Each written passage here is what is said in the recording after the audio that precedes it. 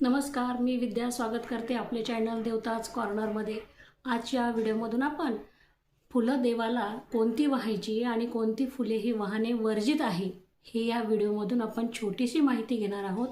परंतु ती माहिती तितकीच महत्त्वपूर्ण आहेत मैत्रिणींनो, म्हणून ध्यान देऊन व्हिडिओ बघा, शेवटपर्यंत बघा। म्हणजे तुम्हाला जर फुले वाहण्यामध्ये काही चुकी होत असेल तर ती चूक होणार नाही आणि आपल्याला कळत नकळत जे पाप लागते ते पाप होणार नाही। म्हणून हा व्हिडिओ तितकाच महत्त्वपूर्ण आणि माहितीही तितकीच महत्त्वपूर्ण आहे।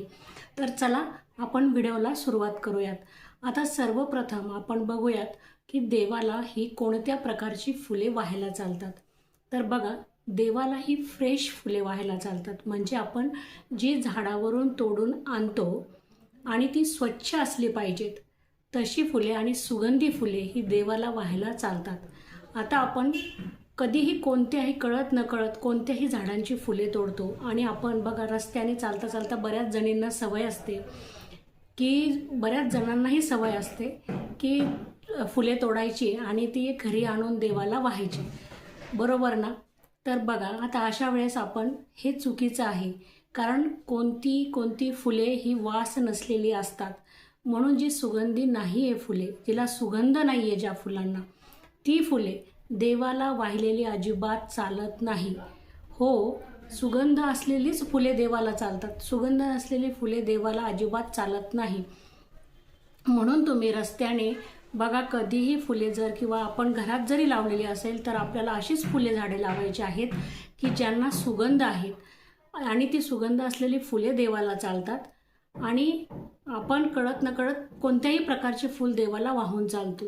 मग आता तुम्ही बघा, आता असं म्हणाल की मग सुगंध असलेली फुले आपण कशी बघायची, आपण सुगंध घेऊन बघायचा का?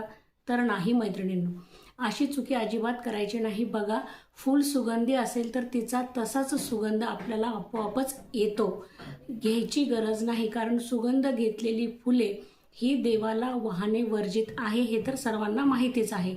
परंतु सुगंधित नसलेली फुले देवाला वाहायची नाही हे कदाचित कुणाकुणाला माहीत नसेल। तर याच्यानंतर तुम्ही काय करा की ज्या फुलांना सुगंध आहे अशीच फुले देवाला वाहायची आहेत आपल्याला, कारण की असं सुगंध नसलेली फुले वाहिली तर त्याचं पुण्य तुम्हाला मिळणार नाही, उलट तुम्हाला पापच लागेल। कोणत्याही प्रकारची फुले आणून देवाला वाहू नका। सुगंधी फुले ही देवाला चालतात, म्हणून सुगंधी झाडं घरात लावा, सुगंधीच फुलं विकत आणा आणि तीच देवाला वाहायची आहेत। आता बघा, दुसरं असं आहे की परंतु आता आपल्याला बघा, कधी कधी फुलं आपण तोडतो तर ती किडकी असतात, त्यावरती किडे असतात। तर आपल्याला आपण माहिती किडकी फुले वाहणार नाही, पण कधी कधी फुलंही चांगलं असतं, परंतु तिला बऱ्याच प्रमाणामध्ये सुगंधी असेल तर ते गुळचट असतं।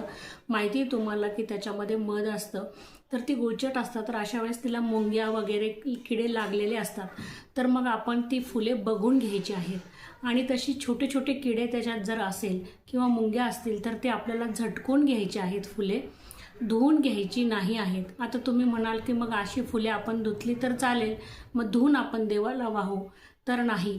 बघा, हलक्या हाताने तिला झटकायची आहे, कारण की धुतलेली फुले पण देवाला वाहणे वर्जित आहे। धुतलेली फुले पण कधीही देवाला वाहायची नाहीत। म्हणून पाण्याने धुत कोणी असेल फुले तर त्यांनी आजच बंद करा आणि तशी धुतलेली फुले देवाला वाहू नका। तर काय करायचं आहे मैत्रिणींनो, तर आपल्याला बघा, आपल्याकडे दुर्वा असतात किंवा आपण ज्याला कुशा म्हणतो ते घ्यायचे आहेत आणि त्याने आपल्याला बघा फुलांवरती पाणी शिंपडायचं आहे असं घेऊन, आणि त्या पाणी शिंपडलेल्या तसं प्रकारचे फुलं धुवायचे आहेत, फक्त पाणी शिंपडून, आणि ती फुलं देवाला वाहायची आहे। तशी फुले आपल्याला देवाला वाहायला चालणार आहेत। त्याच्यामुळे धुतलेली फुले देवाला वाहायची नाहीत, किडे असलेली फुले देवाला वाहायची नाहीत। त्याच्यावरती तुम्ही बघा दुर्वा घ्या आणि दुर्वाने पाणी शिंपडा, कुशा घास घ्या आणि त्याने दुर्वा त्याच्यावरती घ्या, पाणी शिंपडा आणि ती फुले देवाला वाहायची आहेत आपल्याला। आता आपण बघा, कधी कधी काय करतो की आपल्याकडे बॅग नसेल, आपण रस्त्याने चालले की बऱ्याच जणींना सवय असते की आपला पदर घ्यायचा आणि पदरामध्ये फुले तोडून घ्यायची। तर बघा, हे अजिबात चुकीचं आहे, कारण की अशी ही फुले देवाला वाहिलेली चालत नाही. हो, पदरामध्ये घेतलेली फुले कधीही देवाला वाहिलेली चालत नाही.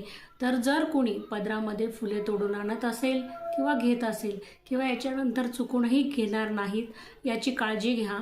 कारण की पदरामध्ये घेतलेली फुले देवाला वाहणे वर्जित आहे हे कदाचित तुम्हाला माहीत नसेल. म्हणून याच्यानंतर बघा, काहीतरी फुलाला घेऊन जा. कॅरी बॅग्स असतात किंवा कापडी पिशव्या, शक्यतो कापडी पिशवी छोटी नाही तर बघा काहीही फुलं ठेवायचं असतं. प्लेट घ्या, वाटी घ्या, काशामध्येही घ्या, परंतु पदरात फुले याच्यानंतर तोडू नका. अजिबात पदरामध्ये फुलं तोडलेली देवाला वाहायला चालत नाही. आता दुसरा आपण बघा की आपण बघितलं, आता धुतलेली पण फुले चालत नाही, पदरात घेतलेली पण चालत नाही.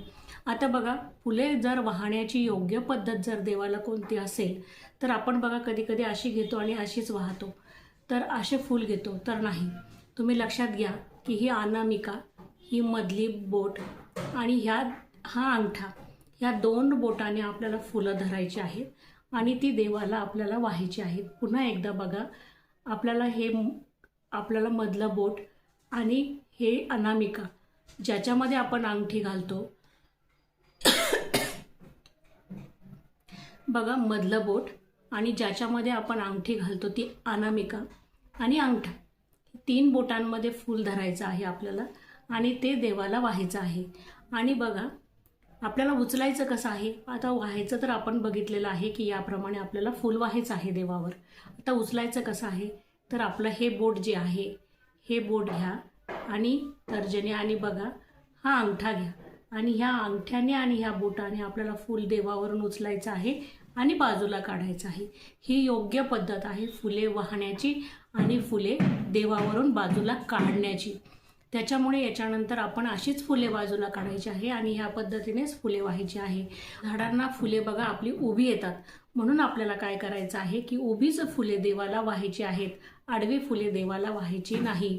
आणि दुसरं असं की आपण बेलपत्र, तुम्हाला माहीत आहे की जिकडे जर आपला गुळगुळीत जो भाग असतो तो आपण उलटं बेलपत्र, म्हणजेच जिकडनं सरळ भाग असतो तो देवावरती आपण उपडा वाहतो.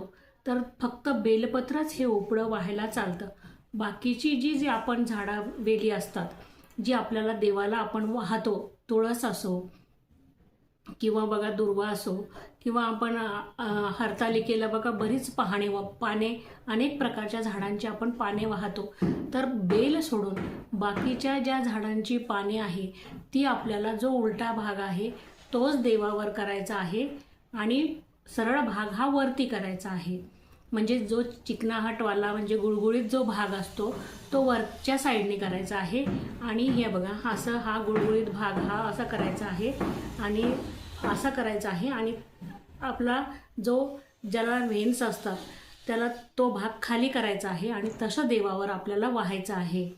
आणि बघा, फक्त बेलपत्रच आपल्याला हे सरळ जो गुळगुळीत भाग आहे तोच आपल्याला असा देवावरती वाहायचा आहे आणि शेंडा आपल्याकडे करायचा आहे आणि देवाकडे टोक करायचं आहे. आता दुसरी गोष्ट, आपल्याला दुर्वा कशा वाहायच्या आहेत, तर दुर्वांचं जे टोक आहे तर बघा जे आपण तोडतो, जे त्यांचा खालचा भाग येतो तो देवाकडे करायचा आहे आणि सरळ जो भाग येतो ज्या बाजूने दुर्वा असतात तो दुर्वांचा भाग आपल्याकडे आला पाहिजे. ह्या पद्धतीने आपण अशा दुर्वा वाहायच्या आहेत. आणि दुसरं असं की बघा, जे आपले तुळशी पण असतात त्या तुळशीचा पण देठांचा भाग हा देवाकडे आला पाहिजे आणि दुर्वांचा पण देठांचा भाग हा देवाकडे आला पाहिजे आणि सरळ जो भाग आहे शेंडा तो आपल्याकडे आला पाहिजे. शेंडा हा नेहमी आपल्याकडे राहायला पाहिजे. अशा पद्धतीने देवाला आपल्याला फुले आणि पाने अर्पण करायची आहेत. ही योग्य पद्धत आहे. तर ह्याच पद्धतीने आपल्याला दुर्वा आणि तुळसही वाहायची आहेत. आता आपण बघूयात, आपल्याला सुकलेली फुलं देवाला वाहायची नाही. आता बघा, आपण काय करणार आहोत की आपण तोडून, आपल्या झाडाला खूप भरपूर फुले आलेली असतात किंवा आपण कुठून तोडून आणतो. बऱ्याच जणांना सवय असते की खूप मोठे फुले तोडायची आणि ती घरामध्ये जमा करायची. मग तेवढी लागत नसेल देवाला तरी तोडायची किंवा आपल्या घरची सुद्धा तेवढी तोडायची आणि ती कपड्यांमध्ये किंवा ओल्या कपड्यांमध्ये किंवा कॅरी बॅगमध्ये ठेवून फ्रीजमध्ये ठेवायची. तर असं अजिबात करू नका. सुकलेली फुलं ही देवाला वाहिलेली शिडी आणि सुकलेली फुले देवाला वाहिलेली चालत नाही. म्हणून तुम्ही रोज ताजी फुले तोडायची आहेत आणि ताजीच फुले ही देवाला वाहायची आहेत. बघा, तोडून फ्रीजमध्ये वगैरे ठेवू नका किंवा कोणत्या ओल्या कपड्यात ठेवू नका. तुम्हाला जेवढे फुले देवाला लागत असतील तेवढीच फुले तुम्ही आणा आणि तेवढीच फुले तुम्ही तोडायची आहेत आणि तेवढीच फुले तुम्ही देवाला वाहायची आहेत दररोजच्या दररोज. म्हणून सुकलेली फुलं देवाला वाहायची नाहीत, शिळी फुले सुद्धा देवाला वाहायची नाहीत. आणि सर्वात महत्त्वाचं म्हणजे बघा, मी म्हणत नाही, बरेच आपल्या घरची फुले तोडत असतील, विकतही आणत असतील. मी स्वतः विकत आणते, माझ्या कुंड्यांमध्येही भरपूर झाडं लावलेली आहे, काही ती फुले घेते. परंतु बघा, बऱ्याच जणांना सवय असते की झाड एक जण लावतं आणि आपल्याला फुले तोडून आणायची सवय असते दुसऱ्यांची. आणि दुसऱ्यांची फुले म्हणजे त्यांना त्यांचंच झाड असून एकही फूल कोणी ठेवत नाही. तर हे चुकीचं आहे. बघा, ते ज्यांनी झाडं लावलेली आहे ते स्वतः त्यांनी लावलेली आहेत, ते झाडांची काळजी घेतात, ते पाणी देतात. आपली सेवा काय असते त्याला? काहीही नाही. बिना सेवेचं फळ मिळत नाही. तुम्ही बघा, कोणाची आयती फुले जर तोडून आणत असेल आणि त्यांनाच ठेवत नसेल तर तुमचं फुलं कधीही देवाला वाहिलेलं एवढंसंही फळ तुम्हाला मिळणार नाही, असं आपल्या शास्त्रात सांगितलेलं आहे. चोरीची फुलं अजिबात वाहायची नाही. किंवा ज्यांचं घर आहे तुम्ही त्यांना विचारून 2-4 फुलं घेऊ शकतात, परंतु त्यांनाही काही ठेवायचे असतात. अशी त्यांनी लावलेली त्यांच्या मेहनतीची फुले. मग तुम्ही आता म्हणताल की ज्यांच्या मेहनतीची फळे आपण विकत आणतो तेही कोणाची तरी मेहनत आहे, परंतु ती आपण पैसे देऊन खरेदी करत असतो.